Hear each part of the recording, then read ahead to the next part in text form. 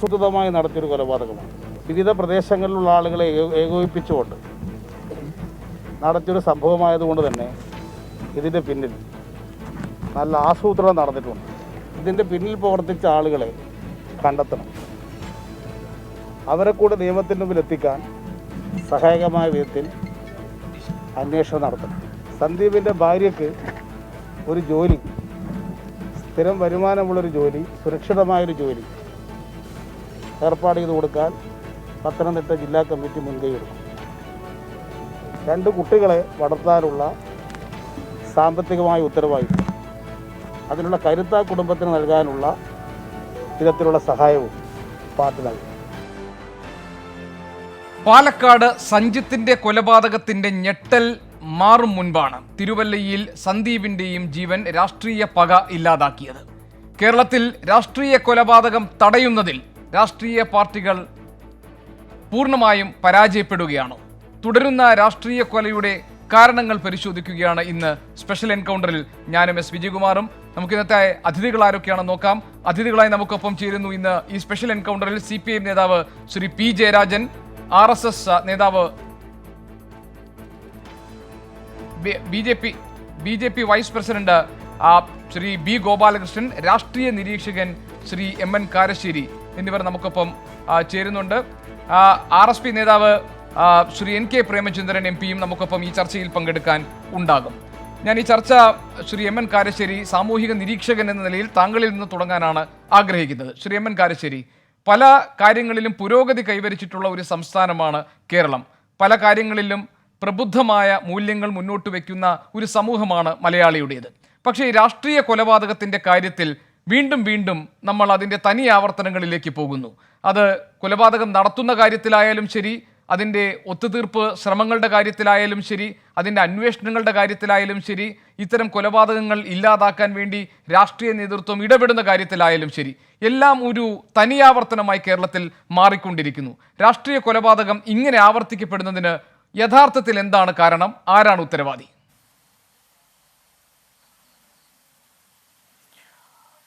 ഞാൻ നോക്കിയിട്ടേ കേരളത്തില് ഹിംസ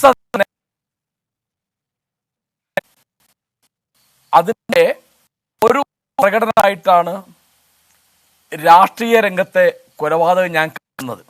ഇപ്പം ഞാൻ ഒരു ഉദാഹരണം പറഞ്ഞാൽ, ഒരു പ്രണയാഭ്യർത്ഥന നിരസിക്കുന്നു എന്ന് പറഞ്ഞാൽ അതിൻ്റെ പ്രതികരണം ആ പെൺകുട്ടിയെ കാമുകൻ, സഹപാഠി, സുഹൃത്ത് കൊന്നുകളയുക എന്നുള്ളതാണ് കേരളത്തിലെ ഇപ്പോൾ ഏർപ്പാട്. അത് ആണുങ്ങൾ മാത്രം ചെയ്യുന്നതല്ല, പെണ്ണുങ്ങളും ഇത്തരം കാര്യത്തിന് കൊട്ടേഷൻ കൊടുക്കുകയോ ആസിഡ് എറിയുകയോ ഒക്കെ ചെയ്യുന്നുണ്ട്. വീട് വയലൻസ് വളരെ പിന്നെ കൊട്ടേഷൻ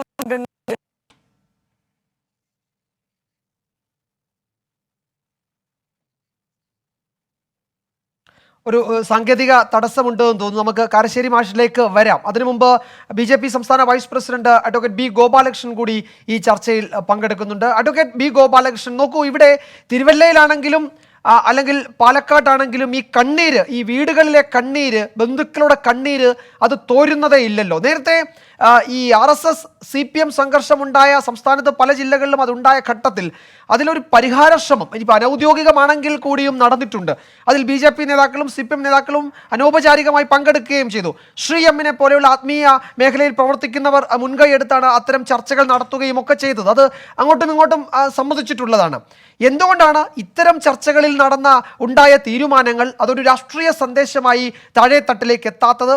അങ്ങനെ എത്തിക്കേണ്ടതില്ല എന്ന രാഷ്ട്രീയ തീരുമാനമാണോ ഇവിടെ ഈ മുൻനിര രാഷ്ട്രീയ പാർട്ടികൾ, മുഖ്യധാര രാഷ്ട്രീയ പാർട്ടികൾ എടുക്കുന്നത്? അതുകൊണ്ടാണോ ഇത് നിരന്തരമായി ഇത്തരം കൊലപാതകങ്ങൾ ആവർത്തിക്കപ്പെടുന്നത്?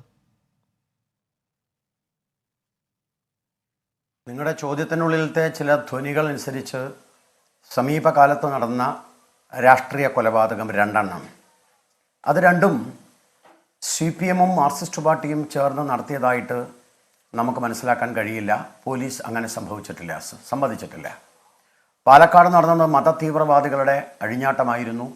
മതതീവ്രവാദികൾ എല്ലാ രാഷ്ട്രീയ പാർട്ടികൾക്കും, ജനാധിപത്യ വിശ്വാസികൾക്കും, സമാധാനം ആഗ്രഹിക്കുന്ന എല്ലാവർക്കും മതതീവ്രവാദികൾ ഭീഷണിയാണ്. അവരെ നിലയ്ക്ക് നിർത്തേണ്ട ചുമതല ഭരണകൂടത്തിനാണ്. ഭരണകൂടം ശക്തമായാൽ മതതീവ്രവാദികൾ നിലയ്ക്ക് നിർത്തപ്പെടാം. അത് എല്ലാ രാഷ്ട്രീയ പാർട്ടികൾക്കും ഒരേപോലെ ഭീഷണിയായി, എല്ലാ മതവിഭാഗങ്ങൾക്കും ഭീഷണിയായി നിൽക്കുന്ന മതതീവ്രവാദികൾ കേരളത്തിൽ ശക്തി പ്രാപിച്ചു വരുന്നു എന്നുള്ളത് രാഷ്ട്രീയത്തിൽ മാത്രമല്ല ജനാധിപത്യത്തിൽ വിശ്വസിക്കുന്ന എല്ലാവർക്കും അങ്ങേയറ്റം ആശങ്കാജനകമാണ്. അതിനെ നേരിടാൻ ഭരണകൂടമുണ്ടാവണം. രണ്ടാമത്തെ കൊലപാതകം എന്ന് പറയുന്നത് സ്വാഭാവികമായിട്ടും തിരുവല്ലയിൽ നടന്നതാണ്. തിരുവല്ലയിൽ നടന്ന കൊലപാതകം രാഷ്ട്രീയ പ്രേരിതമല്ല എന്ന് അന്വേഷണ ഉദ്യോഗസ്ഥന്മാർ പരസ്യമായി പറഞ്ഞു. രാഷ്ട്രീയ പ്രേരിതമല്ല എന്ന് CPM-ലെ തന്നെ ആദ്യത്തെ ഫേസ്ബുക്ക് പോസ്റ്റ്, CPM അവിടുത്തെ പ്രവർത്തകൻ്റെ ആദ്യത്തെ ഫേസ്ബുക്ക് പോസ്റ്റിലും ആ കാര്യം സൂചിപ്പിച്ചിരുന്നു. അതിനുശേഷം ജാഗ്രതയോടുകൂടി പോലീസ് എല്ലാ പ്രതികളെയും പിടിച്ചു. പ്രതികളെ പിടിച്ചപ്പം നിങ്ങൾക്ക് മനസ്സിലാക്കാൻ പറ്റും പ്രതികൾ ആരൊക്കെയാണെന്ന്. 2-3 ദിവസം അടുപ്പിച്ച് ചർച്ച ചെയ്ത വിഷയമാണ്. അതുകൊണ്ട് ഞാനതിനെക്കുറിച്ച് പറയാൻ ആഗ്രഹിക്കുന്നില്ല. നിർഭാഗ്യവശാൽ അതിൽ ഒരു മുൻ യുവമോർച്ചയുടെ പ്രവർത്തകനുണ്ട് എന്നുള്ളതാണ് ആരോപണം. ശരിയാണ്, മുൻ യുവമോർച്ചയുടെ പ്രവർത്തകനുണ്ട്. അല്ല, പ്രതികളെല്ലാം BJP പ്രവർത്തകരാണെന്നാണ് പോലീസിന്റെ റിമാൻഡ് റിപ്പോർട്ട്. ഞാനൊന്ന് പറഞ്ഞു തീർന്നതിന് ശേഷം നിങ്ങൾ പറഞ്ഞു കഴിഞ്ഞാൽ ഞാനത് എനിക്ക് പൂർണ്ണമാക്കാനായിട്ട് കഴിയും. അപ്പോൾ വാസ്തവത്തിൽ എന്താണ് ആദ്യത്തെ പോലീസ് റിപ്പോർട്ടിനെ കുറിച്ചാണ് ഞാൻ സംസാരിക്കുന്നത്. ആദ്യത്തെ പോലീസ് റിപ്പോർട്ട് വളരെ കൃത്യമായിരുന്നു. നിങ്ങളെല്ലാവരും ചർച്ച ചെയ്തതാണ്, എല്ലാ പത്രമാധ്യമങ്ങളിലും വന്നതാണ്. പോലീസിൻ്റെ നിശാന്തനിയുടെ റിപ്പോർട്ട് വന്നിരുന്നു. ഇതിനകത്ത് രാഷ്ട്രീയമില്ല. കണ്ണൂരുകാരനായിട്ടുള്ള ആളുകൾ, മുൻ CPM-മായി ബന്ധപ്പെട്ട ആളുകൾ, ഇവരൊക്കെ BJP ആണ്, RSS ആണെന്ന് പറയുന്നത് തന്നെ വാസ്തവത്തിൽ CPM-കാർക്കും അതുപോലെ പോലീസിന് നാണക്കേടാണ്. എന്താ സംഭവിച്ചത് ഫസൽ വധം പോലെയാണ്. എന്തായാലും ഫസൽ വധം നമുക്കെല്ലാവർക്കും അറിയാം എങ്ങനെ ഉണ്ടായി എന്നുള്ളത്. ആ ഫസൽ വധത്തിൽ കോടിയേരി ബാലകൃഷ്ണൻ കാരായി രാജനെയും കാരായി ബ്രദേഴ്സിനെ 2 സൈഡിൽ നിർത്തിക്കൊണ്ട് പോസ്റ്റ്മോർട്ടത്തിൻ്റെ അവിടെ വെച്ച് പറഞ്ഞു, ഈ കൊലപാതകം ചെയ്തത് RSS ആണ്.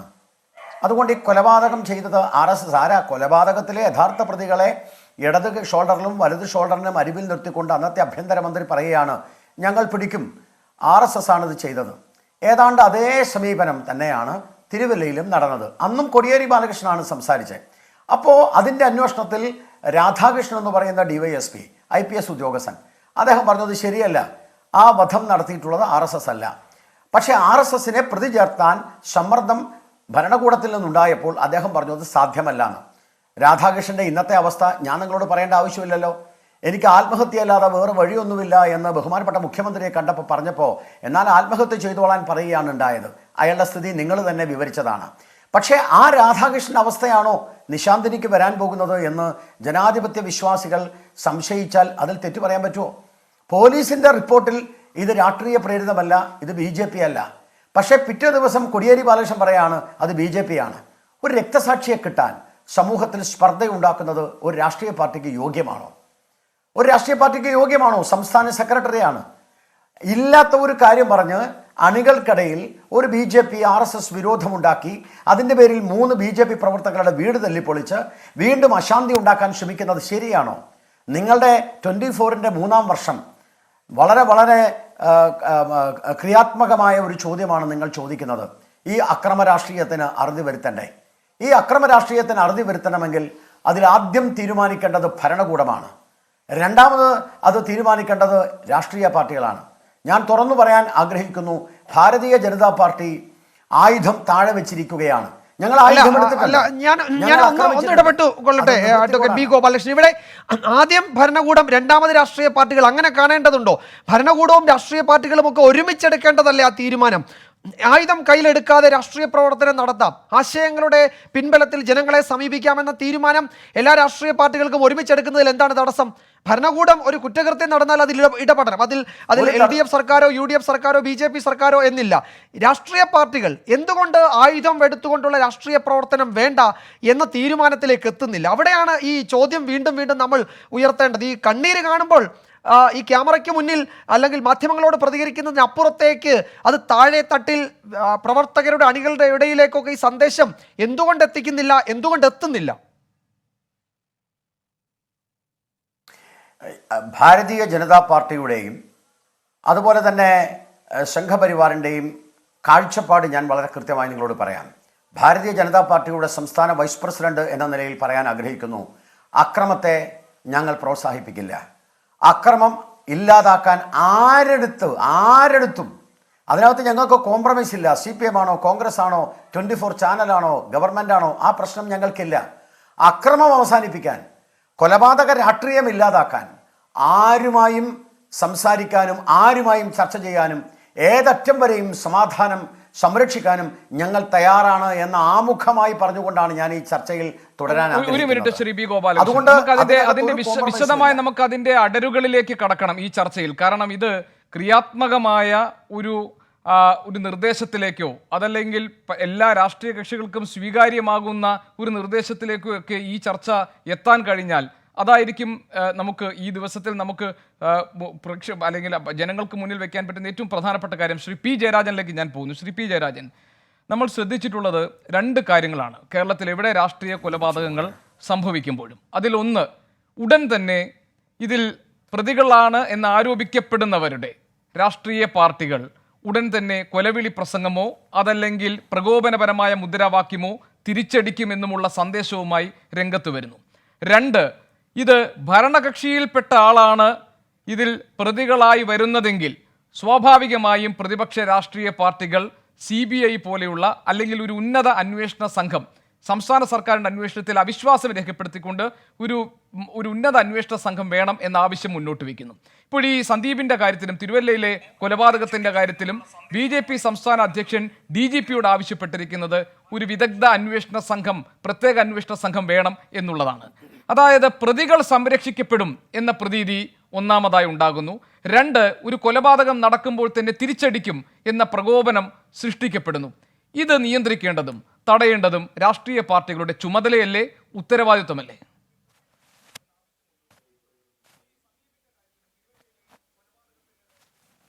ഇവിടെ ആദ്യമായും എനിക്ക് പറയാനുള്ളത് 24 ന്യൂസ് ചാനലിൻ്റെ 3ാം വാർഷികത്തോടനുബന്ധിച്ച് വളരെ പ്രസക്തമായിട്ടുള്ളൊരു വിഷയം സംബന്ധിച്ചാണ് ചർച്ചയ്ക്ക് മുൻകൈയെടുത്തത്.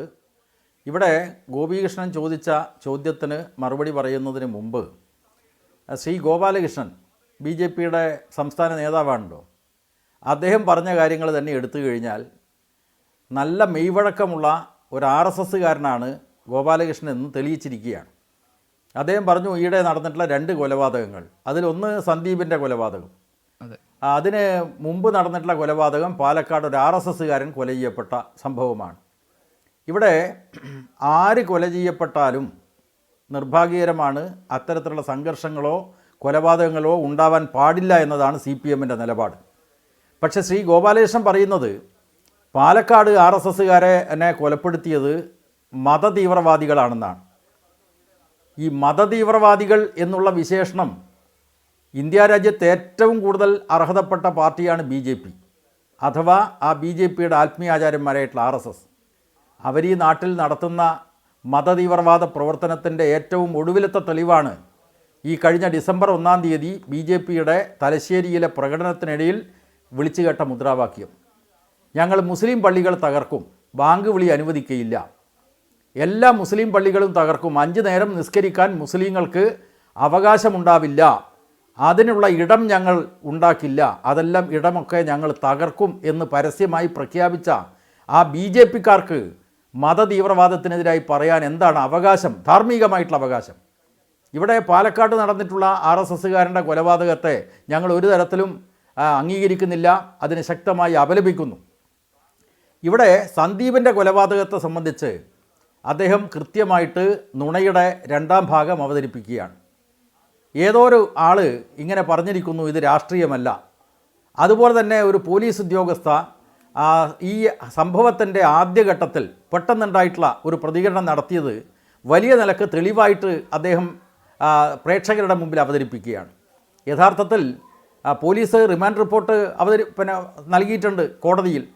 ആ കോടതിയിൽ നൽകിയിട്ടുള്ള റിമാൻഡ് റിപ്പോർട്ടിൽ സന്ദീപിൻ്റെ കൊലപാതകം കൃത്യമായിട്ടുള്ള രാഷ്ട്രീയ വിരോധം വെച്ചുകൊണ്ട് നടത്തിയ കൊലപാതകമാണ് എന്ന് കൃത്യമായി പറഞ്ഞിട്ടുണ്ട്. എന്ന് മാത്രമല്ല, ആ കൊലക്കേസിൽ പ്രധാനപ്പെട്ട പങ്കുവഹിച്ച ജിഷ്ണു യുവമോർച്ചയുടെ പഞ്ചായത്ത് പ്രസിഡൻ്റാണ് എന്ന് കൃത്യമായിട്ട് അതിനകത്ത് രേഖപ്പെടുത്തിയിട്ടുണ്ട്. അത് നിഷേധിക്കാൻ കഴിയുമോ? ഈ കഴിഞ്ഞ ഡിസംബർ 1 ജയകൃഷ്ണൻ അനുസ്മരണ പരിപാടിയിലും പങ്കെടുത്ത ആളാണ്. അദ്ദേഹം നേരത്തെ പോലീസ് സ്റ്റേഷൻ മാർച്ച് BJP നടത്തിയപ്പോൾ അതിൽ പങ്കെടുത്ത് പോലീസുമായിട്ടുള്ള സംഘർഷത്തിൻ്റെ ഭാഗമായിട്ട് കേസിലെ പ്രതിയാണ് ജിഷ്ണു. അതൊക്കെ ഈ 2 വർഷത്തിനകം നടന്നിട്ടുള്ള കാര്യമാണ്. ഞങ്ങൾ 2 വർഷം മുമ്പേ ജിഷ്ണുവിനെ പുറത്താക്കിയെന്നാണ് പറയുന്നത്. ഇപ്പോൾ ഏറ്റവും ഒടുവിൽ ഒരു വോയിസ് ക്ലിപ്പ് പുറത്തു വന്നിട്ടുണ്ട്. ആ വോയിസ് ക്ലിപ്പിലൂടെ വ്യക്തമാക്കുന്നത് ഈ കേസിലെ 5 പ്രതികളിൽ ഒരാളായിട്ടുള്ള അഭി വേറൊരു സുഹൃത്തുമായിട്ട് നടക്കുന്ന ഫോൺ സംഭാഷണത്തിൻ്റെ ഓഡിയോ ക്ലിപ്പിംഗ് ആണ് പുറത്തു വന്നിട്ടുള്ളത്. അതിൽ പറയാണ്, ഞങ്ങളാണ് ഈ കൃത്യം നടത്തിയത്, അദ്ദേഹത്തിൻ്റെ ചങ്കിന് വെട്ടിയത് ഞാനാണ് എന്ന് മാത്രമല്ല, യഥാർത്ഥ പ്രതികൾ ഞങ്ങളാണെങ്കിലും ഞങ്ങൾ ഈ പ്രതിസ്ഥാനത്ത് വരാൻ വേണ്ടി പോകുന്നില്ല, അതിന് പകരം ആളെ കണ്ടെത്തിയിരിക്കുകയാണ് എന്ന് പറഞ്ഞാൽ ഈ കൊലപാതകം ആകസ്മികമായി നടന്നിട്ടുള്ളതല്ല, നേരെ മറിച്ച് കൃത്യമായിട്ടൊരു ആസൂത്രണം ഉണ്ടായിരുന്നു എന്നതാണ്. എന്ന് പറഞ്ഞാൽ യഥാർത്ഥ സംഭവത്തിൽ പങ്കെടുത്തിട്ടുള്ള ആളുകളെ കേസിൽ നിന്ന് ഒഴിവാക്കാനുള്ള കൃത്യമായിട്ടുള്ള ആസൂത്രണം നടന്നിരിക്കുന്നു എന്നതാണ് ഈ ഓഡിയോ സംഭാഷണം തെളിയിക്കുന്നത്. അതുകൊണ്ട് ഇതിൻ്റെ പിന്നിലുള്ള ഗൂഢാലോചന നടത്തിയിട്ടുള്ള നേതാക്കന്മാരെ അടക്കം പുറത്തു കൊണ്ടുവരണം എന്നതാണ് പറയാനുള്ളത്. മൂന്നാമതായിട്ട് അദ്ദേഹം പറഞ്ഞിട്ടുള്ള നുണ 2006 തലശ്ശേരിയിൽ നടന്നിട്ടുള്ള ഫസലിൻ്റെ കൊലപാതകം സംബന്ധിച്ചാണ്. അപ്പോൾ നുണയുടെ ഘോഷയാത്രയാണ് ഗോപാലകൃഷ്ണൻ്റെ വാക്കുകളിൽ നമുക്ക് കേൾക്കാൻ കഴിഞ്ഞത്. ഫസലിൻ്റെ സംഭവത്തെക്കുറിച്ച് പറഞ്ഞാൽ 2006 പെരുന്നാളിൻ്റെ തലേ ദിവസമാണ് ഫസൽ കൊല ചെയ്യപ്പെട്ടത്. അദ്ദേഹം ഇപ്പോഴത്തെ പോപ്പുലർ ഫ്രണ്ടിൻ്റെ അന്നത്തെ രൂപമായിട്ടുള്ള NDFൻ്റെ മുഖപത്രമായിട്ടുള്ള തേജസിൻ്റെ പത്രവിതരണക്കാരനായിരുന്നു. പത്രവിതരണത്തിനായി പുലർച്ചെ പോകുന്ന അവസരത്തിലാണ് ഫസൽ കൊല ചെയ്യപ്പെട്ടത്. ഇവിടെ പറഞ്ഞതുപോലെ പോലീസ് ഉദ്യോഗസ്ഥന്മാർ CPMൻ്റെ ചുമലിലിടാനുള്ള ശ്രമമാണ് നടത്തിയത്. പക്ഷേ കൗതുകരമായിട്ടുള്ള കാര്യം, ഞങ്ങളൊക്കെ സഖാവ് കോടിയേരി ഉൾപ്പെടെ ഫസലിൻ്റെ കൊലപാതകം നടന്നതിനെ തുടർന്ന് തലശ്ശേരി ജനറൽ ആസ്പത്രിയിൽ അദ്ദേഹത്തിൻ്റെ മൃതദേഹം കാണാൻ വേണ്ടി പോയിരുന്നു. ആ അവസരത്തിൽ NDFകാരായിട്ടുള്ള അന്നത്തെ ഇപ്പോഴത്തെ പോപ്പുലർ ഫ്രണ്ടിൻ്റെ ആളുകളടക്കം പറഞ്ഞത് RSSകാരാണ് ഇത് കൃത്യമായി ചെയ്തത് എന്നതാണ്. കാരണം നേരത്തെ ഈ ഫസലിൻ്റെ പ്രദേശത്ത് RSSും NDFുമായിട്ട് സംഘർഷമുണ്ടായിരുന്നു.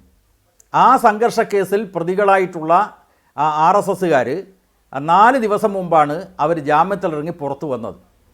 രണ്ടാമത്തെ കാര്യം, ഇതിൽ CPMന് യാതൊരു ബന്ധവുമില്ല. കാരായി സഹോദരങ്ങളെ പ്രതി ചേർത്ത കാര്യം പറഞ്ഞല്ലോ, അത് CBI ആണ്. അത് BJPയുടെ കൂട്ടിലിട്ട തത്തിയായിട്ടാണല്ലോ ഇന്ന് പ്രവർത്തിച്ചു കൊണ്ടിരിക്കുന്നത്. അവർ CPMൻ്റെ നേതാക്കന്മാരായിട്ടുള്ള കാരായി രാജനെയും ചന്ദ്രശേഖരനെയും ഒക്കെ ഗൂഢാലോചന കേസിൽ പ്രതികളാക്കി. പക്ഷേ ഒരു കാര്യം ഗോപാലകൃഷ്ണനും പ്രേക്ഷകരും മനസ്സിലാക്കണം, 10 വർഷം കഴിഞ്ഞതിന് ശേഷം, അതായത് 2016 CPMൻ്റെ വാളാങ്കിച്ചാൽ ബ്രാഞ്ച് സെക്രട്ടറി ആയിരുന്ന സഖാവ് മോഹനൻ കൊല ചെയ്യപ്പെട്ടു. ആ മോഹനെ കൊല ചെയ്തത് അദ്ദേഹം ജോലി ചെയ്യുന്ന കള്ളുഷാപ്പിനകത്ത് വെച്ച് RSSകാരാണ്. നിഷ്ഠൂരമായിട്ടുള്ള കൊലപാതകം. ആ കൊലപാതകത്തെക്കുറിച്ച് അന്വേഷിക്കുന്നതിനിടയിൽ ഒരാൾ കസ്റ്റഡിയിലായി. അങ്ങനെ കസ്റ്റഡിയുള്ള അയാളെ കുപ്പി സുബീഷിനെ ചോദ്യം ചെയ്തപ്പോഴാണ് അദ്ദേഹം പറഞ്ഞത് ഫസലിൻ്റെ കേസ് ഉൾപ്പെടെ 3 സംഭവങ്ങളിൽ ഞാൻ ഉൾപ്പെടെ പ്രതികളായിരുന്നു എന്നതാണ്. ഇത് പോലീസിന് നൽകിയിട്ടുള്ള മൊഴി മാത്രമല്ല, അതിനു മുമ്പേ ഈ പോലീസ് വാളാങ്കിച്ചാൽ മോഹനൻ കൊലക്കേസിൽ കസ്റ്റഡിയിലാവുന്നതിന് മുമ്പ് തന്നെ കുപ്പി സുബീഷ് മറ്റൊരാളുമായി നടത്തുന്ന ഫോൺ സംഭാഷണവും പുറത്തു വന്നിട്ടുണ്ട്. അത് പോലീസ് കസ്റ്റഡിയിലല്ല, സ്വമേധയാ നടത്തിയിട്ടുള്ള ഫോൺ സംഭാഷണത്തിൽ തന്നെ പോലീസ് കസ്റ്റഡിയിൽ വെച്ച് ഈ ഫസലിൻ്റെ സംഭവം ഉൾപ്പെടെ 3 കൊലപാതകങ്ങളിൽ ഞാൻ പങ്കെടുത്തിരുന്നു എന്ന് പറയുന്ന ഭാഗം ഈ ഫോൺ സംഭാഷണത്തിലും പറയുന്നുണ്ട്. വളരെ പ്രധാനപ്പെട്ട മറ്റൊരു കാര്യം, ഈ 3 സംഭവങ്ങളും ഈ RSSകാരനായിട്ടുള്ള കുപ്പി സുബീഷ് അടക്കം പങ്കാളിയാണ്. അതിലൊരു കേസ് ഫസലിൻ്റെതാണെങ്കിൽ മറ്റ് 2 പേര് CPM പ്രവർത്തകന്മാരെ കൊല ചെയ്തിട്ടുള്ള കേസാണ്. അതിലൊന്ന് ചിറ്റാരിപ്പറമ്പിലെ ഗ്രാമപഞ്ചായത്ത് സ്റ്റാൻഡിംഗ് കമ്മിറ്റി ചെയർമാനായിരുന്ന സഖാവ് G പവത്രനെ കൊലപ്പെടുത്തിയ കേസാണ്. അതിൽ ഞങ്ങൾ പങ്കെടുത്തിരുന്നു. അതുപോലെ തന്നെ കോടിയേരിയിലെ ജിജേഷ് കേസിൽ CPMൻ്റെ പ്രവർത്തകനാണ് കൊല ചെയ്യപ്പെട്ടത്, പ്രതികൾ RSSകാരാണ്. ആ സംഭവത്തിലും ഞങ്ങൾ പ്രതിയായിരുന്നു. ഇവിടെ മനസ്സിലാക്കേണ്ടത് പവിത്രൻ കേസും അതുപോലെ തന്നെ ജിജേഷ് കേസും അന്വേഷിച്ച കേരള പോലീസ്, ലോക്കൽ പോലീസ്. ഒരു കാര്യം കൂടി പറഞ്ഞ് ഞാൻ അവസാനിപ്പിക്കാം. ശരി, ഒരു മിനിറ്റ്, ഇത് ഞാൻ വാചകം പൂർത്തിയാക്കട്ടെ. ആ 2 കേസുകളും അന്വേഷിച്ച പോലീസുകാർ RSSകാരെ CPMകാരെ തന്നെയാണ് പ്രതി ചേർത്തത്. പക്ഷേ ഈ കുപ്പി സുബീഷിൻ്റെ വെളിപ്പെടുത്തലിനെ തുടർന്ന് കുപ്പി സുബീഷിനെ കൂടി 2 കേസിലും പ്രതി ചേർത്തു.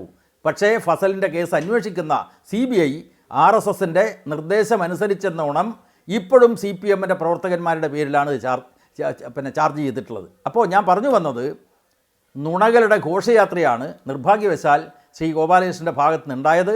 അത് RSSകാർ സാധാരണഗതിയിൽ നല്ല മെയ്വഴക്കത്തോടു കൂടി നുണ പറയാൻ വൈദഗ്ധ്യമുള്ളവരാണ്. ആ വൈദഗ്ധ്യമാണ് ഇവിടെയും തെളിയിച്ചിട്ടുള്ളത്.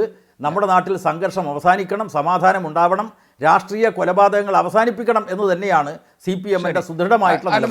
നമുക്ക് ശ്രീ NK പ്രേമചന്ദ്രൻ പറയാനുള്ളത് എന്താണെന്ന് കൂടി നമുക്ക് നോക്കാം. ശ്രീ NK പ്രേമചന്ദ്രൻ MP, നമ്മൾ ഈ മുൻകാലങ്ങളിൽ നടന്ന രാഷ്ട്രീയ കൊലപാതകങ്ങളുടെ ഒരു പോസ്റ്റ്മോർട്ടം നടത്തിയിട്ട് അതിൽ അങ്ങോട്ടും ഇങ്ങോട്ടും വീണ്ടും പഴി ചാരിയിട്ട് കാര്യമുണ്ടോ എന്ന് തോന്നുന്നില്ല. അന്വേഷണ ഏജൻസികൾ അവരുടെ നിഗമനങ്ങളിൽ എത്തട്ടെ. ആ ഘട്ടത്തിൽ കോടതിയിൽ ഒരു ജുഡീഷ്യൽ സ്ക്രൂട്ടണിയിലൂടെ കോടതി ഒരു തീരുമാനം എടുക്കട്ടെ. യഥാർത്ഥത്തിൽ എന്തുകൊണ്ട് ഇത് ആവർത്തിക്കപ്പെടുന്നു? നമ്മൾക്ക് എന്തുകൊണ്ട് വീണ്ടും ഈ ചർച്ച ചെയ്യേണ്ടി വരുന്നു?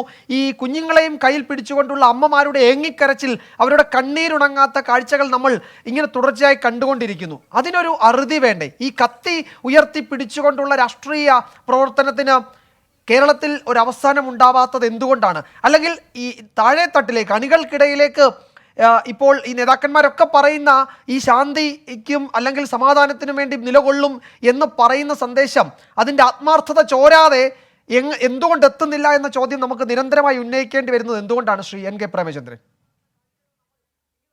ഈ കാര്യത്തിൽ ആദ്യമായി 24 ന്യൂസിന്റെ ഈ പ്രധാനപ്പെട്ട ചർച്ചയിൽ, എൻകൗണ്ടറിൽ വളരെ കാലിക പ്രസക്തമായിട്ടുള്ള കേരളത്തിന്റെ ഒരു പൊതു രാഷ്ട്രീയ പ്രശ്നം ചർച്ച ചെയ്യാൻ 3ാം വാർഷികത്തിൽ സന്നദ്ധമായത് വളരെ വളരെ അഭിനന്ദനാർഹമാണ് എന്നാണ് എന്റെ അഭിപ്രായം. ഇവിടെ BJPയുടെ പ്രതിനിധിയും അതുപോലെ CPMന്റെ പ്രതിനിധിയും അവരവരുടെ ഭാഗങ്ങൾ ന്യായീകരിച്ചുകൊണ്ട് ഈ കൊലപാതക രാഷ്ട്രീയത്തിൽ നടന്നിട്ടുള്ള സംഭവങ്ങളിലുള്ള ആരോപണ പ്രത്യാരോപണങ്ങൾ ഇവിടെ ഉന്നയിക്കുകയുണ്ടായി. ഓരോ കേസിന്റെയും മെറിറ്റും ഡിമെറിറ്റും ചർച്ച ചെയ്തുകൊണ്ട് ഈ പ്രശ്നത്തിന് എന്തെങ്കിലും തരത്തിലുള്ള പരിഹാരം ഉണ്ടാകും എന്ന് ഞാൻ കരുതുന്നില്ല. ഇത്തരം കാര്യങ്ങളിൽ നയപരമായിട്ടുള്ള ഒരു പൊതു നിലപാട് സ്വീകരിക്കാൻ രാഷ്ട്രീയ നേതൃത്വം ഒന്നാകെ തയ്യാറാകണം. അത് ഞാൻ CPM BJP എന്നീ 2 കക്ഷികളിലായി പരിമിതപ്പെടുത്തുകയല്ല. അത് കോൺഗ്രസ് ആണെങ്കിലും UDF ആണെങ്കിലും ലീഗ് ആണെങ്കിലും മറ്റേത് സംഘടനയാണെങ്കിലും. അപ്പൊ അത്തരം കാര്യങ്ങളിൽ പല ഘട്ടങ്ങളിലും സമാധാനപൂർവമായിട്ടുള്ള ചർച്ചകളും സമവായ ചർച്ചകളും ഒക്കെ നടന്നെങ്കിൽ പോലും കേരളത്തിൽ ഇത് വീണ്ടും വീണ്ടും ആവർത്തിക്കുന്നു എന്നുള്ളത് ഏറ്റവും ഗൗരവതരമായിട്ടുള്ള പ്രശ്നമാണ്. ഇതിനെതിരായിട്ടുള്ള പൊതുവികാരം വളർത്തിക്കൊണ്ടുവരാൻ ജനാധിപത്യ സമൂഹത്തിൽ കഴിഞ്ഞാൽ ഒരു പരിധിവരെ ഇതിനെ ചെറുത്തു തോൽപ്പിക്കാൻ കഴിയും. കാരണം ഇത്തരത്തിലുള്ള കൊലപാതക രാഷ്ട്രീയത്തിന് നേതൃത്വം കൊടുക്കുന്നവർ, കൊലപാതക രാഷ്ട്രീയത്തിൽ പങ്കെടുക്കുന്നവർക്ക് വീരോചിതമായ സ്വീകരണം നൽകി ആദരിക്കുന്നവർ, അവർക്ക് തൊഴിലിടങ്ങളിൽ സംവരണം ഉൾപ്പെടെ നൽകിക്കൊണ്ട് അല്ലെങ്കിൽ നിയമനങ്ങളിൽ ഉൾപ്പെടെ പ്രത്യേക പരിഗണന നൽകിക്കൊണ്ട് പരിരക്ഷിക്കുന്നത് അടക്കമുള്ള സംഭവങ്ങൾ കേരളത്തിൽ പതിവായി മാറിയിരിക്കുന്നു. അപ്പൊ സ്വാഭാവികമായി നേരത്തെ ഇവിടെ ജയരാജ് സാബ് സൂചിപ്പിച്ചതുപോലെ ഇന്ന് സന്ദീപിന്റെ കൊലപാതകവുമായി ബന്ധപ്പെട്ടുകൊണ്ട് വന്ന ആ വീഡിയോ ക്ലിപ്പിംഗ് എത്ര ഭീകരമാണ്. കാരണം കേരളം പോലെയുള്ള പരിഷ്കൃത ജനാധിപത്യ സമൂഹത്തിൽ ഒരാൾ ടെലിഫോണിൽ മറ്റൊരാളോട് മറ്റൊരു കൊലപാതകത്തിൽ പങ്കെടുത്തയാളോട് സംസാരിക്കുകയാണ്, ഞങ്ങൾ വേറെ ആളെ കൊടുത്തിട്ടുണ്ട്, തീർച്ചയായിട്ടും ഞാനതിൽ പ്രതിയാകുന്നില്ല, ഇങ്ങനെ പറയാനുള്ള ഒരു സാഹചര്യം എങ്ങനെ കേരളത്തിലുണ്ടായി? അപ്പൊ അതുകൂടി ഗൗരവത്തോടു കൂടി നമ്മൾ പരിശോധിക്കേണ്ടതല്ലേ? അപ്പൊ കൊലപാതകം നടത്തിയതിനു ശേഷം യഥാർത്ഥ പ്രതികളെ മാറ്റി തൽസ്ഥാനത്ത് മറ്റ് ബനാമി പ്രതികളെ പ്രതി ചേർക്കാനുള്ള അവസരം കേരളത്തിൽ ഉണ്ടാകുന്നു എന്നുള്ളതൊരു പ്രധാനപ്പെട്ട വിഷയമാണ്. അപ്പൊ ഇത്തരം കാര്യങ്ങളിൽ മുഖം നോക്കാതെ നിയമപരമായ നടപടി സ്വീകരിക്കാൻ ഭരണകൂടത്തിന്, ഗവൺമെന്റിനെ പ്രതിനിധീകരിക്കുന്ന കക്ഷികൾക്ക് അല്ലെങ്കിൽ എല്ലാ രാഷ്ട്രീയ പ്രസ്ഥാനങ്ങൾക്കും കഴിയുമോ എന്നുള്ളതാണ് ഏറ്റവും പ്രസക്തമായിട്ടുള്ള പ്രശ്നം. ശ്രീ NK പ്രേമചന്ദ്രൻ, ഞാൻ ഇതിനോട് അനുബന്ധമായ ഒരു കാര്യം താങ്കളോട് ചോദിക്കട്ടെ. ഇപ്പൊ വെഞ്ഞാറമൂട് കൊലപാതകത്തിന്റെ കാര്യത്തിൽ ഇവിടെ ഒരു സർക്കാരുണ്ട്, ഭരണ സംവിധാനമുണ്ട്. പക്ഷെ പ്രതിപക്ഷം ആവശ്യപ്പെട്ടത് CBI അന്വേഷണം വേണമെന്നാണ്. അപ്പോൾ ലോക്കൽ പോലീസിൻ്റെയോ അല്ലെങ്കിൽ ക്രൈംബ്രാഞ്ചിൻ്റെയോ ഒന്നും അന്വേഷണം മതിയാകില്ല, പകരം CBI അന്വേഷണത്തിലൂടെ മാത്രമേ സത്യം തെളിയൂ എന്ന ഒരു നിലപാട് ഇവിടെ UDF സ്വീകരിച്ചു. എന്നാൽ കേരളത്തിന് പുറത്ത് മറ്റ് സംസ്ഥാനങ്ങളിൽ CBIയുടെ വിശ്വാസ്യതയെ സംബന്ധിച്ചൊക്കെ പലതരത്തിൽ രാഷ്ട്രീയമായി തന്നെ സംശയങ്ങൾ ഉന്നയിക്കുമ്പോഴാണ് ഈ കേസ്, ഇത്തരം കേസുകൾ തെളിയിക്കാൻ CBI വേണമെന്നൊരാവശ്യം ഉന്നയിച്ചത്. ഇപ്പോൾ ശരത്ലാലിൻ്റെയും കൃപേഷിൻ്റെയും കാര്യത്തിൽ സംസ്ഥാന സർക്കാർ സുപ്രീം കോടതി വരെ കോടികൾ ചെലവഴിച്ചു പോയത് ഈ പ്രതികൾക്ക് സംരക്ഷണം ഒരുക്കാനാണ് എന്ന ആക്ഷേപം ഉയർത്തി. പിന്നീട് CBI അന്വേഷണത്തിലൂടെ ഇപ്പോൾ തീരുമാനമുണ്ടായപ്പോൾ നീതി ലഭിച്ചു എന്ന് കോൺഗ്രസ് പറഞ്ഞു. അതായത് ഒരു ഭരണകൂടം അല്ലെങ്കിൽ ഒരു ഭരണ സംവിധാനത്തിൽ ഇത്തരം രാഷ്ട്രീയ കൊലപാതക കേസിലെ പ്രതികളാക്കപ്പെടുന്നവർ അല്ലെങ്കിൽ പ്രതികളെന്ന് സംശയിക്കുന്നവർ ഭരണകക്ഷിയിൽപ്പെടുമ്പോൾ ഈ സംവിധാനങ്ങൾ നേരെ ചൊവ്വിയ കാര്യങ്ങൾ അന്വേഷിക്കില്ല എന്നതാണോ യഥാർത്ഥത്തിൽ ഇത്തരം കുറ്റകൃത്യങ്ങൾക്ക് വഴിയൊരുക്കുന്നത്? അതല്ല ഈ സംവിധാനങ്ങളെക്കാൾ ഉപരിയായ ഒരു സംവിധാനത്തിലൂടെ മാത്രമേ സത്യം തെളിയൂ എന്നത് നിരന്തരമായി അല്ലെങ്കിൽ നിലനിൽക്കുന്ന ഒരു വസ്തുതയാണോ? എന്തുകൊണ്ടാണ് ഈ ഒരു സ്ഥിതിവിശേഷം കേരളത്തിലുണ്ടാകുന്നത്? ഒരു കാര്യം വളരെ വ്യക്തമാണ്. കൊലപാതകത്തിൽ ഏർപ്പെടുന്നവർക്ക് ഭരണകൂടത്തിന്റെ പരിരക്ഷ ലഭിക്കുന്നു എന്ന് ഉറപ്പ് വന്നാൽ, അല്ലെങ്കിൽ അത് പ്രതിപക്ഷ രാഷ്ട്രീയ പ്രസ്ഥാനങ്ങളായാലും ഭരണകക്ഷിയുടെ പ്രസ്ഥാനങ്ങളായാലും അവർക്ക് സംരക്ഷണം ലഭിക്കുന്നു എന്ന് ഉറപ്പ് വന്നാൽ കൊലപാതക ശ്രമങ്ങൾ, അത്തരത്തിലുള്ള സംഭവങ്ങൾ വീണ്ടും ആവർത്തിക്കും. ഇവിടെ CBIയെ സംബന്ധിച്ചിടത്തോളം സൂചിപ്പിച്ചു. CBIയെ സംബന്ധിച്ചിടത്തോളം നമുക്ക് എല്ലാവർക്കും അറിയാം, CBI എന്ന് പറയുന്നത് പലപ്പോഴും ഗവൺമെന്റിന്റെ കേവലമായിട്ടുള്ള ആയുധമായി മാറിയിട്ടുണ്ട് എന്ന ആക്ഷേപം സുപ്രീം കോടതി വരെ ഉന്നയിച്ചിട്ടുണ്ട്. പക്ഷെ കാലാകാലങ്ങളിൽ എല്ലാ പാർട്ടികളും ഇപ്പോൾ തന്നെ സരിതാ പ്രശ്നവുമായി ബന്ധപ്പെട്ട കേസ് വളരെ തിടുക്കത്തിലാണ്. പെട്ടെന്നാണ് തെരഞ്ഞെടുപ്പിന് ആഴ്ചകൾ മാത്രം ബാക്കി നിൽക്കുമ്പോൾ LDF ഗവൺമെന്റ്, ഇന്നത്തെ പിണറായി വിജയന്റെ നേതൃത്വത്തിലുള്ള ഗവൺമെന്റ് CBIക്ക് ആ കേസ് റെഫർ ചെയ്യുന്നത്. CBI കേരളത്തിലെ കേസുകൾ അന്വേഷിക്കണ്ട എന്ന് പറഞ്ഞുകൊണ്ട് നിയമം തന്നെ മാറ്റി ഉത്തരവ് പുറപ്പെടുവിച്ച സംസ്ഥാന സർക്കാർ തന്നെ രാഷ്ട്രീയ പ്രതിയോഗിയെ കൈകാര്യം ചെയ്യാനെന്നുള്ള ലക്ഷ്യത്തോടു കൂടി അല്ലെങ്കിൽ തെരഞ്ഞെടുപ്പിനെ ലാക്കാക്കിക്കൊണ്ട് CBIക്ക് കേസ് വിട്ടതും ഈ അവസരത്തിൽ സ്മരിക്കേണ്ടതാണ്. വെഞ്ഞാറമൂട് കൊലപാതകം ഉൾപ്പെടെയുള്ള കൊലപാതകങ്ങളിലൊക്കെ തന്നെ ഒരുപാട് ദുരൂഹതകളുണ്ട്. സ്വാഭാവികമായും എല്ലാറ്റിലും അവിടെയൊന്നും നിഷ്പക്ഷവും നിർഭയവുമായ അന്വേഷണം നടക്കുന്നില്ല എന്നുള്ളത് പകൽ പോലെ സത്യമല്ലേ? ഗവൺമെന്റിനെ പ്രതിനിധീകരിക്കുന്ന, ഭരണകൂടത്തെ പ്രതിനിധീകരിക്കുന്ന പ്രസ്ഥാനത്തിന്റെ പ്രതിനിധികൾ ഉൾപ്പെട്ട കൊലപാതക കേസുകളിൽ സത്യസന്ധവും നിഷ്പക്ഷവും നീതിപൂർവകവുമായ അന്വേഷണം നടക്കുന്നില്ല. ആ അന്വേഷണം നടക്കുന്നില്ല എന്നുള്ളത് കൊണ്ട് തന്നെയാണ് പലപ്പോഴും മറ്റൊരു ഏജൻസി ആശ്രയിക്കാൻ രാഷ്ട്രീയ പ്രസ്ഥാനങ്ങൾ നിർബന്ധിതമായി തീരുന്നത്. ഇപ്പൊ തന്നെ കേരളത്തിന്റെ ചരിത്രത്തിൽ കേട്ടുകേൾവി പോലും ഇല്ലാത്ത സംഭവമല്ലേ CBIയുടെ രംഗപ്രവേശത്തെ പ്രതിരോധിക്കുന്നതിന് വേണ്ടി, CBIയെ തടയുന്നതിന് വേണ്ടി പൊതു ഖജനാവിൽ നിന്ന് എത്ര കോടി രൂപയാണ് ചെലവഴിക്കുന്നത്? ഞങ്ങൾക്ക് പങ്കില്ല എന്ന് കൃത്യവും വ്യക്തവുമായിട്ടുള്ള നിലപാടുണ്ട് എന്നുണ്ടെങ്കിൽ ഏത് ഏജൻസിയും അന്വേഷിക്കട്ടെ. ആ ഏജൻസിയുടെ അന്വേഷണത്തെ എന്തിനാ ഭയക്കുന്നത്? അപ്പോ ഇത്തരം കാര്യങ്ങളിൽ ആരാ അല്ലെങ്കിൽ മരണപ്പെട്ടു പോയ കൊലപാതകത്തിന് ഇരയുടെ വീട്ടുകാർക്കും അച്ഛനും അമ്മയുമാണ് പരാതിയുമായി പോകുന്നത്. ആ അച്ഛന്റെയും അമ്മയുടെയും പരാതിക്ക് വേണ്ടേ പ്രഥമ പരിഗണന കൊടുക്കാൻ? അവർക്ക് നിലവിലുള്ള അന്വേഷണത്തിൽ വിശ്വാസമില്ല. യഥാർത്ഥ പ്രതികൾ പിടിക്കപ്പെടില്ല. നിഷ്പക്ഷമായ നിലയിൽ എന്റെ മകന്റെ കൊലപാതകവുമായി ബന്ധപ്പെട്ട കേസ് അന്വേഷിക്കപ്പെടില്ല എന്ന് ഉറപ്പുവരുന്നതിന്റെ അടിസ്ഥാനത്തിൽ ഹൈക്കോടതിയിൽ പോയി ഒരു ഹർജി സമർപ്പിക്കുമ്പോൾ അയാൾക്ക് വിശ്വാസമില്ല എന്നുണ്ടെങ്കിൽ മറ്റൊരു ഏജൻസി അന്വേഷിക്കണമെന്ന് അദ്ദേഹം ആവശ്യപ്പെടുമ്പോൾ ആ ആവശ്യത്തോട് അനുഭാവപൂർവമായ നിലപാട് സ്വീകരിക്കാം. കോട്ടെ, അനുഭാവപൂർവമായ നിലപാട് സ്വീകരിക്കേണ്ട, എതിർക്കാതിരിക്കാമല്ലോ. അതിന് സുപ്രീം കോടതി വരെ കേസ് പോവുക എന്ന് പറയുമ്പോൾ ഏതറ്റം വരെ പോയും കൊലപാതകത്തിൽ പങ്കെടുക്കുന്നവരെ സംരക്ഷിക്കുമെന്ന സന്ദേശം നമ്മുടെ സമൂഹത്തിൽ കൊടുത്താൽ ഇതിനപ്പുറവും നടക്കും. അതുകൊണ്ട് ഈ കാര്യത്തിൽ തീരുമാനമെടുക്കേണ്ടത് രാഷ്ട്രീയ പാർട്ടികളാണ്. ഈ കാര്യത്തിൽ തീരുമാനമെടുക്കേണ്ടത്. നേരത്തെ നിരന്തരമായി കേരളത്തിൽ ഉണ്ടായിരുന്ന BJP അല്ലെങ്കിൽ RSS CPM കൊലപാതകം ഒരു പരിധിവരെ നിന്നതായിരുന്നു. ഒരുപക്ഷെ മസ്കറ്റ് ഹോട്ടലിൽ വെച്ച് നടന്ന ചർച്ചയുടെ അടിസ്ഥാനത്തിൽ ഉരുത്തിരിഞ്ഞു വന്ന സമവായത്തിന്റെ അടിസ്ഥാനത്തിലാണ്. കാരണം കേരളത്തിൽ കഴിഞ്ഞ കുറെ കാലമായി RSS CPM സംഘടനകൾ ഉണ്ടായിരുന്നില്ല. സമീപകാലത്തായി ഏറ്റവും കൂടുതൽ മരണങ്ങൾ നടന്നിട്ടുള്ളത്, കൊലപാതകങ്ങൾ നടന്നിട്ടുള്ളത് ഷുഹൈബിന്റേതായാലും ശരത്തും പ്രേമേന്ദ്രൻ, ഞാൻ ആ ചോദ്യം നേരത്തെ ഒരു ഘട്ടത്തിൽ നമ്മൾ ഉന്നയിച്ചതാണ്. ഞാൻ അവിടെ ഒന്ന് ഇടപെടുകയാണ്. ശ്രീ P. ജയരാജനിലേക്കാണ് ഒരിക്കൽ കൂടി പോകേണ്ടത്. ശ്രീ P. ജയരാജൻ, ഇത് ഇപ്പോൾ ശ്രീ NK പ്രേമചന്ദ്രൻ പറഞ്ഞ രണ്ട് കാര്യങ്ങൾ. ഒന്ന്, ഈ കുറ്റകൃത്യത്തിൽ പങ്കെടുക്കുന്നവരെ രാഷ്ട്രീയ സംരക്ഷണം എന്നത് ഒരു വലിയ ആരോപണമായി പലപ്പോഴും മുഖ്യധാര രാഷ്ട്രീയം, പ്രത്യേകിച്ച് CPM-നെതിരെ പല ഘട്ടങ്ങൾ ഉയർന്നു വന്നിട്ടുണ്ട്. ഹൈക്കോടതിയിൽ ഈ CBI അന്വേഷണമൊക്കെ ആവശ്യപ്പെട്ട് വരുന്ന ഹർജികളിൽ കോടതികൾ തന്നെ പലപ്പോഴും ഈ പോലീസ് അന്വേഷണം നിഷ്പക്ഷമാവില്ല, അതുകൊണ്ട് പ്രതികളെ കണ്ടുപിടിക്കാൻ കഴിയില്ല എന്ന ഈ ഇരകളുടെ വാദം ന്യായമാണ് എന്ന കാരണം ചൂണ്ടിക്കാട്ടി തന്നെ CBIക്ക് കേസ് വിട്ട സംഭവങ്ങൾ പലതുണ്ട്.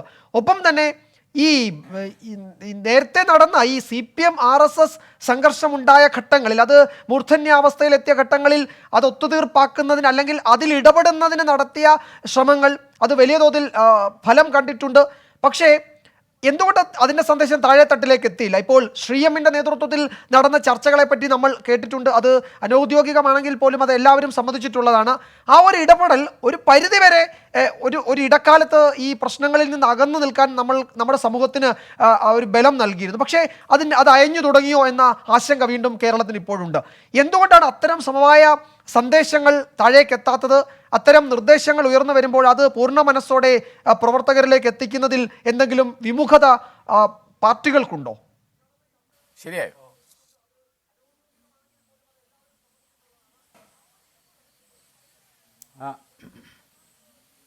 ഇവിടെ ശ്രീ വിജയകുമാർ ഒരു കാര്യം പറയേണ്ടതുണ്ട്. ഞങ്ങളുടെ പാർട്ടിയുടെ ലോക്കൽ കമ്മിറ്റി സെക്രട്ടറിയാണ് സഖാവ് സന്ദീപ്. ആ സന്ദീപാണ് കൊല ചെയ്യപ്പെട്ടത്. കൊല ചെയ്യപ്പെട്ടതിന് ശേഷം CPMൻ്റെ സംസ്ഥാന സെക്രട്ടറി സഖാവ് കോടിയേരി ആ കൊല ചെയ്യപ്പെട്ട സന്ദീപിൻ്റെ വീട് സന്ദർശിച്ച് നടത്തിയിട്ടുള്ള പ്രസ്താവന നിങ്ങൾ ഉൾപ്പെടെയുള്ള മാധ്യമങ്ങൾ പ്രസിദ്ധീകരിച്ചിട്ടുണ്ടല്ലോ. എന്താ അതിൽ പറഞ്ഞിട്ടുള്ളത്? സഖാവ് സന്ദീപിൻ്റെ കൊലപാതകത്തിന് ശേഷവും CPIM ആത്മസംയമനത്തിൻ്റെ പാതയിൽ തന്നെയാണ് എന്ന് സഖാവ് കോടിയേരി പറഞ്ഞല്ലോ. അപ്പോൾ എന്ത് പ്രകോപനമുണ്ടായാലും അത്തരം പ്രകോപനങ്ങൾക്ക് വശംവദരാവാതെ നാടിൻ്റെ സമാധാനം കാത്തു സൂക്ഷിക്കാൻ ശ്രമിക്കണം. ഞങ്ങൾ ആത്മസംയമനത്തിൻ്റെ പാതയിൽ തന്നെയാണ് എന്ന് സഖാവ് കോടിയേരി ഈ ഘട്ടത്തിലും പ്രഖ്യാപിച്ചത് താങ്കളൊന്നും കേട്ടിട്ടില്ലേ? അല്ല, അപ്പോൾ അതുകൊണ്ട് CPMനെ സംബന്ധിച്ചിടത്തോളം പരാമർശം അദ്ദേഹം ഒരിക്കൽ നമ്മളുടെ മുന്നിൽ ശ്രീ പി ജയരാജൻ, ഞാൻ രണ്ടാമത്തെ കാര്യം,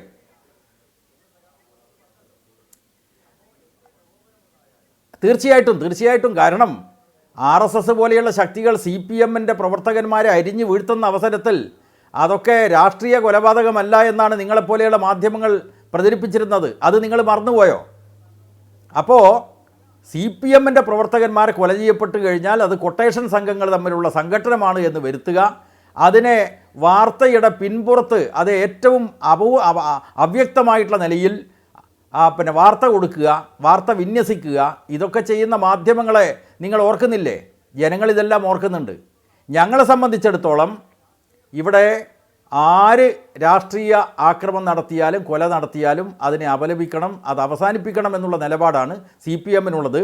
സഖാവ് സന്ദീപിൻ്റെ കൊലയെ തുടർന്നും സംസ്ഥാന സെക്രട്ടറി സഖാവ് കോടിയേരി പറഞ്ഞത് ഇതിൻ്റെ അടിസ്ഥാനത്തിലാണ്. മറ്റൊരു ചോദ്യം നേരത്തെ ചോദിച്ചു CBI അന്വേഷണത്തെപ്പറ്റി. CBI ഒന്നിനും കൊള്ളാത്ത ഏജൻസിയാണെന്നൊന്നും ഞങ്ങൾക്ക് അഭിപ്രായമില്ല. പക്ഷേ രാഷ്ട്രീയമായിട്ട് BJP പ്രയോജനപ്പെടുത്താവുന്ന എല്ലാ കേസുകളും ആ BJPയെ CBI എന്ന അന്വേഷണ ഏജൻസിയെക്കുറിച്ച് ഒട്ടേറെ ആക്ഷേപങ്ങൾ ഉയർന്നു വന്നിട്ടുണ്ട്. അതുകൊണ്ട് എല്ലാ കേസും CBI അന്വേഷിക്കണം എന്നതിലേക്ക് എത്തുമ്പോൾ കേരള പോലീസ് ഒന്നിനും കൊള്ളാത്തവരാണോ?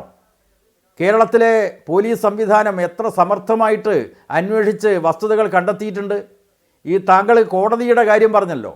ബഹുമാനപ്പെട്ട ഹൈക്കോടതി ഈ ഫസൽ കേസിൻ്റെ അന്വേഷണം ഒന്നുകൂടി സമഗ്രമായി നടത്തണം, കോടതിയിലെ മുമ്പിൽ വന്നിട്ടുള്ള വസ്തുതയെ അടിസ്ഥാനപ്പെടുത്തി ഒന്നുകൂടി തുടരന്വേഷണം നടത്തണം എന്ന് പറയുന്നതിൽ ഏത് സാഹചര്യത്തിലാണ്?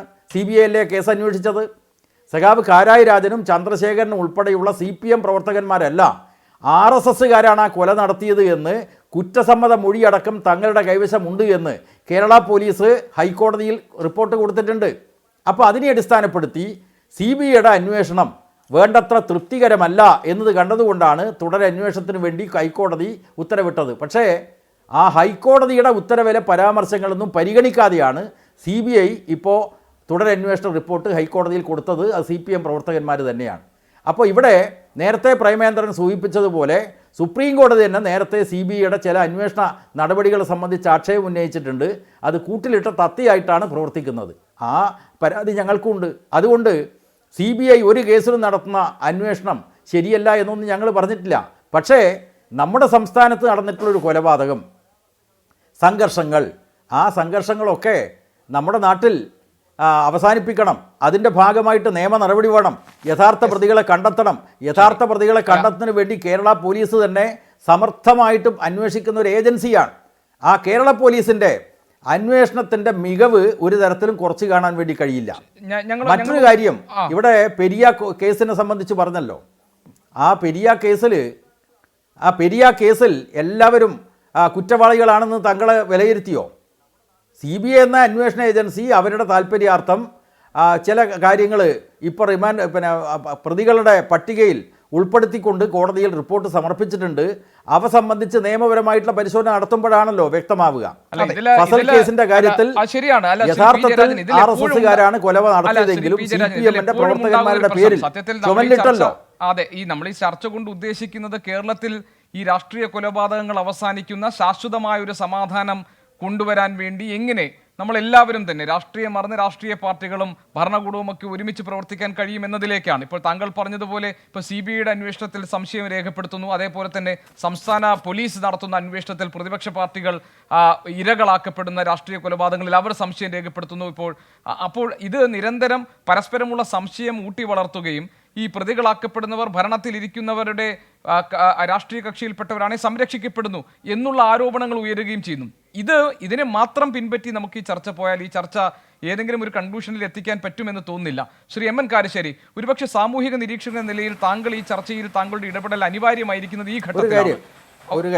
പറഞ്ഞോളൂ.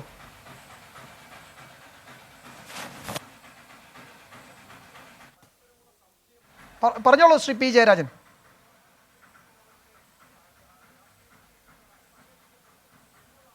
അതായത് ഇവിടെ സന്ദീപിൻ്റെ കൊലയെ തുടർന്ന് CPM സംസ്ഥാന സെക്രട്ടറി പറഞ്ഞ കാര്യം താങ്കൾ മുഖവിലക്കെടുത്തില്ല എന്ന് തോന്നുന്നു. യഥാർത്ഥത്തിൽ ആത്മസംയമനത്തിൻ്റെ പാതയിലാണ് തങ്ങൾ ഇപ്പോഴുമെന്ന് അദ്ദേഹം ആവർത്തിച്ച് പ്രഖ്യാപിച്ചിട്ടുണ്ട്. അത് തന്നെയാണ് CPMൻ്റെ നിലപാട്. ശരി. മറ്റൊന്ന്, അന്വേഷണ ഏജൻസികളെ സംബന്ധിച്ചിടത്തോളം ഇപ്പോൾ കേന്ദ്ര അന്വേഷണ ഏജൻസിയാണല്ലോ എൻഫോഴ്സ്മെൻറ്റ് ഡയറക്ടറേറ്റ്, എല്ലാം കൃത്യമായിട്ടാണ് നടത്തുന്നത്. ഇവിടെ പ്രേമേന്ദ്രൻ UDFൻ്റെ പ്രതിനിധി കൂടിയാണല്ലോ. മുൻ ധനമന്ത്രിയായിട്ടുള്ള ചിദംബരത്തെ എത്രമാത്രം CBI എന്ന അന്വേഷണ ഏജൻസി വിഷമിപ്പിച്ചിട്ടുണ്ട് എന്ന് കോൺഗ്രസ്സുകാർ തന്നെ പറഞ്ഞിട്ടുണ്ടല്ലോ. എൻഫോഴ്സ്മെന്റ് ഡയറക്ടറേറ്റ് അതുപോലെ തന്നെ CBI ഏജൻസികൾ ഈ രാഷ്ട്രീയ വേട്ടയാടലിന് ചട്ടുകങ്ങളായി മാറുന്നുണ്ടോ? നമ്മൾ താങ്കൾ പറഞ്ഞതുപോലെ ഒട്ടേറെ തവണ നമ്മൾ ചർച്ച നടത്തിയ ഒരു വിഷയം കൂടിയാണ് അത്. ഓർമ്മയുണ്ട്, എനിക്ക് തോന്നുന്നു താങ്കളുടെ ഓർമ്മയിലും ഉണ്ടാകും. ഞാൻ ശ്രീ MN കാരശ്ശേരിയിലേക്ക് ഒന്ന് പോട്ടെ. അദ്ദേഹം തുടക്കം മുതൽ ചർച്ചയിലുണ്ട്. ചെറിയ സാങ്കേതിക പ്രശ്നങ്ങൾ കാരണം അദ്ദേഹത്തിലേക്ക് പോകാൻ കഴിയാതിരുന്നതാണ്. അതിന് ഞാൻ ശ്രീ MN കാരശ്ശേരി താങ്കളോട് ക്ഷമ ചോദിക്കുന്നു. ശ്രീ MN കാരശ്ശേരി, ഒരുപക്ഷെ സാമൂഹിക നിരീക്ഷക നിലയിൽ താങ്കളിൽ നിന്ന് അറിയാൻ ആഗ്രഹിക്കുന്നത്, കേരളത്തിലെ ഈ രാഷ്ട്രീയ കൊലപാതകങ്ങൾ, അതിനുശേഷമുള്ള ഈ അനുനയ നീക്കങ്ങൾ, പിന്നീട് വീണ്ടും ഈ പ്രതി ചേർക്കപ്പെട്ടവർക്ക് വേണ്ടി നിലകൊള്ളുന്നവർ, പ്രകോപന പ്രസംഗങ്ങൾ നടത്തുന്നവർ, ഇതെല്ലാം തന്നെ കേരളത്തെ സംബന്ധിച്ച് ഒരു തനി ആവർത്തനമായി മാറുന്നുണ്ട്. എന്തുകൊണ്ടാണ് ഈ കേരളത്തിൽ മറ്റെല്ലാ നിലയ്ക്കും സാമൂഹിക പുരോഗതി കൈവരിക്കുമ്പോഴും ഈ ഒരു കാര്യത്തിൽ ഇത് നിരന്തരം ആവർത്തിക്കപ്പെടുന്നത്? എന്താണ് അതിനുള്ള യഥാർത്ഥ രാഷ്ട്രീയ കാരണങ്ങൾ താങ്കൾ നിരീക്ഷിക്കുമ്പോൾ? ഗോപികൃഷ്ണൻ, ഞാൻ ആദ്യം പറയാൻ വന്നത് ലൈൻ തടസ്സപ്പെട്ടുകൊണ്ട് എനിക്ക് പറയാൻ പറ്റിയില്ല. ഞാൻ പറയാൻ വന്ന ഒരു പ്രധാന കാര്യം ഇതായിരുന്നു. കേരളത്തിൽ ഇപ്പോൾ എല്ലാ രംഗത്തും ഹിംസ, അക്രമം വളരെ വർദ്ധിച്ചിട്ടുണ്ട്. ഇപ്പോൾ ഒരു ഉദാഹരണം പറഞ്ഞാൽ, ഒരു പ്രണയലേഖനം സ്വീകരിച്ചില്ല അല്ലെങ്കിൽ പ്രണയം സ്വീകരിച്ചില്ല എന്നതിന് കൂട്ടുകാരിയെ വെടിവെച്ച് കൊല്ലാം എന്ന് വിചാരിക്കുന്ന യുവാക്കളോ വിദ്യാർത്ഥികളോ ഉള്ള നാടാണ് നമ്മുടെ. ഇതുപോലെ യുവാക്കളോട് ഇങ്ങനെ പെരുമാറുന്ന സ്ത്രീകളും നമ്മുടെ നാട്ടിലുണ്ട്. പിന്നെ ഗാർഹിക പീഡനം, ഡൊമസ്റ്റിക് വയലൻസ് വളരെ കൂടിയിട്ടുണ്ട്. ആത്മഹത്യ വളരെ കൂടിയിട്ടുണ്ട്. പിന്നെ നമ്മളിപ്പോൾ രാഷ്ട്രീയ കൊലപാതകം ചർച്ച ചെയ്യും, നേരെ മറിച്ച് ഇവിടെ ആദിവാസികളുടെ നേരെയോ സ്ത്രീകളുടെ നേരെയോ നടന്ന അനേകം അക്രമങ്ങൾ നമ്മൾ ചർച്ച ചെയ്യാൻ കൂടി മറന്നുപോകും. കാരണം അവർക്ക് ആരുമില്ല. ഇപ്പോൾ മധുവിൻ്റെ കൊലപാതകം, ആദിവാസി യുവാവ് മധു ഒരു നേരത്തെ ചോറ് കട്ടെടുത്തു എന്ന് പറഞ്ഞ് അദ്ദേഹത്തിൻ്റെ ചുറ്റും നിന്ന് പല പാർട്ടിക്കാരും ജാതിക്കാരും മതക്കാരും ആ ചെറുപ്പക്കാരനെ തല്ലുകയും കൊല്ലുകയും ചെയ്തതിൻ്റെ വീഡിയോ അവരെന്നെ പ്രചരിപ്പിച്ചു. വാളയാറിലെ 2 പെൺകുട്ടികളുടെ കൊലപാതകം ആലോചിച്ച് നോക്കൂ. അവർ ദളിതരാണ്, അതിന് രാഷ്ട്രീയമൊന്നുമില്ല. അപ്പോൾ ആ തരത്തിൽ ഒരുപടി കാര്യങ്ങളുണ്ട്. ഇനിയിപ്പോൾ നമ്മുടെ രാഷ്ട്രീയ കൊലപാതകത്തിലേക്ക് വന്നാൽ, ഒന്നാമത് ആ വാക്ക് തന്നെ എന്തൊരു ലക്ഷണം കെട്ട വാക്കാന്ന് ആലോചിച്ച് നോക്കൂ. കൊലപാതകം ഒരു രാഷ്ട്രീയ പ്രവർത്തനമാണ് എന്ന് നമ്മൾ കേരളീയർ അംഗീകരിച്ചുകൊണ്ടാണ് ആ വാക്കിൻ്റെ അർത്ഥം നമുക്ക് മനസ്സിലാവുന്നത്. പിന്നെ ഇവിടെ ഇപ്പോൾ ബഹുമാനപ്പെട്ട P Jayarajan, advocate B Gopalakrishnan, അതുപോലെ NK പ്രേമേന്ദ്രൻ ഇവരൊക്കെ സംസാരിച്ചു. അപ്പോൾ എല്ലാവരും എല്ലാ തരത്തിലുള്ള ഹിംസയ്ക്കും കൊലപാതകത്തിനും എതിരാണ്. പ്രേമേന്ദ്രൻ്റെ പാർട്ടി ഇങ്ങനെ എന്തെങ്കിലും ചെയ്തതായിട്ട് എനിക്ക് അറിഞ്ഞുകൂടാ. ഞാൻ അദ്ദേഹത്തെ കൂട്ടി പറയല്ല, അദ്ദേഹം എന്നോട് ക്ഷമിക്കണം. അദ്ദേഹത്തെ പരാമർശിക്കാതെ പോകാൻ പറ്റാത്തതുകൊണ്ട് ഞാൻ പറഞ്ഞത്. അപ്പോൾ ഈ പ്രഖ്യാപനങ്ങൾ ആത്മാർത്ഥമാണോ എന്നുള്ള വളരെ ചെറിയൊരു ചോദ്യമാണ് എനിക്ക് ആദ്യം ചോദിക്കാനുള്ളത്. കാരണം ഇവിടുത്തെ കൊലപാതകങ്ങളിൽ മിക്ക സമയത്തും, പ്രത്യേകിച്ച് രാഷ്ട്രീയത്തിൻ്റെ പേരിൽ നടക്കുന്ന കൊലപാതകങ്ങളിൽ മിക്ക സമയത്തും ഹാജരാക്കപ്പെടുന്നത് വാടക കൊലയാളികളാണ്. അത് വളരെ പ്രധാനപ്പെട്ട ഒരു കാര്യമാണ്. വാടക കൊലയാളി ഉണ്ടാവും എന്നുണ്ടെങ്കിൽ കൊല നടത്തുന്ന കൊട്ടേഷൻ സംഘത്തിലെ ആൾക്ക് ഒരു ബുദ്ധിമുട്ടും വരാനിടയില്ല. പിന്നെ വേറെ ഒന്നുള്ളത്, ഞാൻ എൻ്റെ ഒരു ബോധ്യം പറയാണ്, ഇവിടുത്തെ എല്ലാ പാർട്ടിക്കാർക്കും വലുതോ ചെറുതോ ആയ കൊട്ടേഷൻ സംഘങ്ങളുണ്ട്. കാരണം അത് കൈകാര്യം ചെയ്യാൻ അവർക്ക് ആളുകളുണ്ട്. ഈ കൈകാര്യം ചെയ്യുന്നതിൻ്റെ കാര്യമാണ് നേരത്തെ ഗോപികൃഷ്ണൻ പറഞ്ഞത്. വരമ്പത്ത് കൂലി എന്ന് ആഭ്യന്തരമന്ത്രിയായിരുന്ന കോടിയേരി ബാലകൃഷ്ണൻ എന്തുകൊണ്ട് പറയുന്നു? ആഭ്യന്തര വകുപ്പ് കൈകാര്യം ചെയ്യുന്ന CPM-ന് എന്തുകൊണ്ടാണ് നിയമവ്യവസ്ഥയുടെ വഴിക്ക് അവരുടെ ആളുകളെ തല്ലുകയോ കൊല്ലുകയോ ചെയ്യുന്ന ആളുകളെ പിടികൂടാൻ പറ്റാത്തത്? അവർക്ക് എന്തുകൊണ്ടാണ് നിയമവാഴ്ചയിൽ വിശ്വാസമില്ലാത്തത് എന്നുള്ളൊരു കാര്യമുണ്ട്. ഇവിടെ CPM മാത്രമാണ് ഇത് ചെയ്യുന്നതെന്ന് യാതൊരു അഭിപ്രായം എനിക്കില്ല. BJP ഇങ്ങനെ ചെയ്യുന്നുണ്ട്, കോൺഗ്രസ് ചെയ്യുന്നുണ്ട്, മുസ്ലിം ലീഗ് ചെയ്യുന്നുണ്ട്. എണ്ണത്തിൽ വ്യത്യാസം ഉണ്ടാവും, സംഭവങ്ങൾക്ക് സ്വഭാവത്തിന് വ്യത്യാസം ഉണ്ടാവും. അക്രമത്തിലോ ഹിംസയിലോ വിശ്വാസമുള്ളവരാണ് ഇവരൊക്കെ. അതൊരു പ്രത്യയശാസ്ത്രമായിട്ട് ഉന്മൂലന സിദ്ധാന്തമുള്ളത് എൻ്റെ അറിവിൽ നക്സലൈറ്റുകൾക്ക് മാത്രമാണ്. അല്ലാത്തവർക്കൊന്നും ഉന്മൂലന സിദ്ധാന്തമില്ല. പക്ഷേ പ്രയോഗത്തിൽ അതുണ്ട്. അപ്പം അതുകൊണ്ട് പിന്നെ ആലോചിച്ച് നോക്കൂ, രക്തസാക്ഷികൾക്ക് എങ്ങനെയാണ് ഇത്ര വലിയ വീരപരിവേഷം കിട്ടുന്നത്? അതിലിപ്പോൾ തീർച്ചയായിട്ടും CPM-ന് അതിലൊരു പ്രത്യേക സ്ഥാനമുണ്ടെന്ന് ഞാൻ വിചാരിക്കുന്നത്. ഇപ്പോൾ TP ചന്ദ്രശേഖരൻ വധക്കേസിൽ കോടതി ശിക്ഷിച്ച കുഞ്ഞനന്തൻ കുറ്റവാളിയാണ് എന്ന് അവരൊരിക്കലും അംഗീകരിച്ചില്ല. അദ്ദേഹം ജീവിച്ചിരിക്കുന്ന കാലത്ത് അദ്ദേഹത്തിന് ഒരു ജീവിച്ചിരിക്കുന്ന രക്തസാക്ഷിയുടെ പരിവേഷം കൊടുത്തു. അദ്ദേഹം മരിച്ചപ്പോൾ ആ അളവിലുള്ള പൂജ അദ്ദേഹത്തിന് കിട്ടി. ആ കേസിലെ പ്രതിയായ ഒരു വ്യക്തിയുടെ കല്യാണത്തിന് തലശ്ശേരി MLA ഷംസീർ പങ്കെടുക്കുന്നു. അപ്പോൾ അവർക്ക് സാമൂഹ്യമായ അംഗീകാരമുണ്ട്. കോടതി വിധിച്ചാലും അതിനെ അംഗീകരിക്കാത്ത ഒരു നിലപാട് ചില കേസുകളിലെങ്കിലും CPM എടുക്കുന്നുണ്ട്. പിന്നെ എനിക്കിതിൻ്റെ പരിഹാരമായിട്ട് 2 കാര്യമാണ് പറയാനുള്ളത്. ഒന്നാമത്തെ കാര്യം, മുഖ്യമന്ത്രി ഒരു സർവകക്ഷി യോഗം വിളിക്കണം. ആ എല്ലാ പാർട്ടിക്കാരെയും വിളിച്ചിരുത്തിയിട്ട് സംസാരിക്കണം. എന്നിട്ട് അദ്ദേഹം ഇപ്പോൾ 2ാമത് മുഖ്യമന്ത്രിയായി, 2ാം വട്ടവും അദ്ദേഹം ആഭ്യന്തരമന്ത്രിയാണ്. അപ്പോൾ രാഷ്ട്രീയ കൊലപാതകം എന്ന് ഈ പേരിലുള്ള ഈ അക്രമം അദ്ദേഹത്തിൻ്റെ പാർട്ടിക്കാരോ മുന്നണിക്കാരോ എതിർ പാർട്ടിക്കാരോ മുന്നണിക്കാരോ ചെയ്താലും അദ്ദേഹത്തിനാണ് ഉത്തരവാദിത്വം. കാരണം നിയമസമാധാനം പാലിക്കേണ്ടത് അദ്ദേഹത്തിൻ്റെ വകുപ്പാണ്. അപ്പോൾ ഒരു സർവകക്ഷി യോഗം വിളിക്കണം. വേറെ ഒരു കാര്യം എനിക്ക് പറയാനുള്ളത്, ഈ രാഷ്ട്രീയ പാർട്ടികളിലെ അണികളോടാണ്. അണികൾ അത്തരം അക്രമങ്ങളെ വാക്കുകൊണ്ട് അനുകൂലിക്കുകയോ മൗനം കൊണ്ട് അനുവദിക്കുകയോ ചെയ്യുന്നുണ്ട്, ന്യായീകരിക്കും. ഇപ്പോൾ ഒരു BJP-കാരൻ കൊല്ലപ്പെട്ടാൽ CPM-കാർ അതിനെ ന്യായീകരിക്കും. ഒരു CPM-കാരൻ കൊല്ലപ്പെട്ടാൽ BJP-കാരൻ അതിനെ ന്യായീകരിക്കും. കോൺഗ്രസ്സുകാരൻ കൊല്ലപ്പെട്ടാൽ CPM-കാരൻ ന്യായീകരിക്കും. അല്ലെങ്കിൽ മറ്റൊരു എല്ലാവരും, അതായത് അവനവൻ്റെ പാർട്ടിക്കാരനായ ഒരു MLA, മന്ത്രി അല്ലെങ്കിൽ ഒരു സംസ്ഥാന നേതാവ് അല്ലെങ്കിൽ ആ പാർട്ടിക്ക് വേണ്ടി കൊട്ടേഷൻ സംഘം നടത്തി. അതാണ് രാഷ്ട്രീയ പ്രവർത്തനമാണോ കൊട്ടേഷന് പണിയേൽപ്പിക്കുക എന്ന് പറയുന്നത്? അതാണ് എനിക്ക് തിരിയാത്തത്. ഇപ്പോൾ 48-ൽ കൽക്കട്ട തീസിസ് വന്ന് പാർട്ടി നിരോധിച്ചിട്ട് 3-4 കൊല്ലം കഴിയുമ്പോൾ അത്തരത്തിലുള്ള കാര്യങ്ങൾ സായുധ സമരം ഞങ്ങളുടെ വഴിയല്ല, ഞങ്ങൾ പാർലമെൻ്ററി ജനാധിപത്യം അംഗീകരിക്കുന്നവരാണ് എന്ന് പറയുന്നവരാണ് ഇവിടുത്തെ കമ്മ്യൂണിസ്റ്റുകാർ. അത് അന്ന് അംഗീകരിച്ചതാണ്, 1952-ലാണെന്നാണ് എൻ്റെ ഓർമ്മ.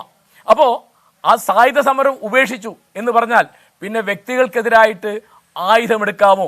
വർഗവഞ്ചകൻ, കുലംകുത്തി എന്ന് പറഞ്ഞിട്ട് ആളുകളെ കൊല്ലാമോ? എല്ലാവരും, അതായത് അക്രമത്തിലോ ഹിംസയിലോ ആരും പിന്നിലല്ല.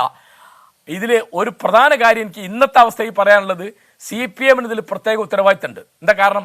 അവർ മാത്രമാണ് അക്രമം ചെയ്യുന്നുള്ള അർത്ഥത്തിലല്ല ഞാൻ പറയുന്നത്. അവരാണ് ഭരിക്കുന്നത്. കഴിഞ്ഞ ഗവൺമെൻറ്റും അവരാണ് നടത്തിയിരുന്നത്. അപ്പോൾ ഒരു കൊലപാതകം നടന്നാൽ, ഒരു അക്രമം നടന്നാൽ പോലീസ് വകുപ്പ് കൈകാര്യം ചെയ്യുന്ന പാർട്ടി എന്തിനാണ് വരമ്പത്ത് കൂലി എന്ന് പറഞ്ഞു പോകുന്നത്? ഇപ്പോൾ കെ സുധാകരൻ്റെ വർത്തമാനങ്ങളൊക്കെ, അദ്ദേഹം KPC പ്രസിഡന്റായി പറഞ്ഞ കാര്യങ്ങളൊക്കെ ഈ തരത്തിലുള്ള ഒരു വമ്പത്തരത്തിൻ്റെതാണ്. അപ്പോൾ ഒരു ചെറിയ ഉദാഹരണം പറഞ്ഞാൽ, എറണാകുളത്ത് വഴിതടയൽ സമരം നടന്നപ്പോൾ ഒരു സിനിമാ നടൻ അതിനെതിർത്ത് സംസാരിച്ചു. അപ്പോൾ അതിന് മറുപടി പറയാം. ചെയ്തതെന്താണ്? അദ്ദേഹത്തിൻ്റെ കാറ് തല്ലിപ്പൊളിക്കുക. പിന്നെ സമരം BJPക്കെതിരായിട്ടോ അല്ലെങ്കിൽ CPMനെതിരായിട്ടോ അല്ല, കേന്ദ്ര ഗവൺമെന്റിന്റെ ഇന്ധന വില വർധനവിനെതിരായിട്ടോ സംസ്ഥാന ഗവൺമെന്റിന്റെ നീതിക്കെതിരായിട്ടോ അല്ല, പിന്നെ ആ സിനിമാ നടന്റെ സിനിമ കാണിക്കുന്ന തിയേറ്ററിനെതിരായിട്ട് അക്രമം എന്നുള്ള മട്ടിൽ. അപ്പൊ അക്രമത്തിലാണ് അക്രമമാണ് ശരി. Might is right. ശക്തിയാണ് ശരിയാണ് ശക്തി. താങ്കൾ പറഞ്ഞതുപോലെ നിർദ്ദേശങ്ങൾ നമുക്ക് എന്തൊക്കെയാണ് സാധ്യമായിട്ടുള്ള പരിഹാര മാർഗങ്ങൾ എന്നത് നമുക്ക് പരിശോധിക്കണം. അതോടൊപ്പം തന്നെ താങ്കൾ പറഞ്ഞതുപോലെ ഭരണം കൈയാളുന്ന രാഷ്ട്രീയ കക്ഷിക്ക് കുറച്ച് കൂടുതൽ ഉത്തരവാദിത്വം ഇക്കാര്യത്തിലുണ്ട്. അതേസമയം തന്നെ ഏതെങ്കിലും ഒരു രാഷ്ട്രീയ പാർട്ടിയെ മാത്രം പ്രതിക്കൂട്ടിൽ നിർത്തിക്കൊണ്ട് കേരളത്തിലെ കൊലപാതക രാഷ്ട്രീയം സംബന്ധിച്ച കാര്യങ്ങൾ നമുക്ക് പരിശോധിക്കാൻ കഴിയില്ല.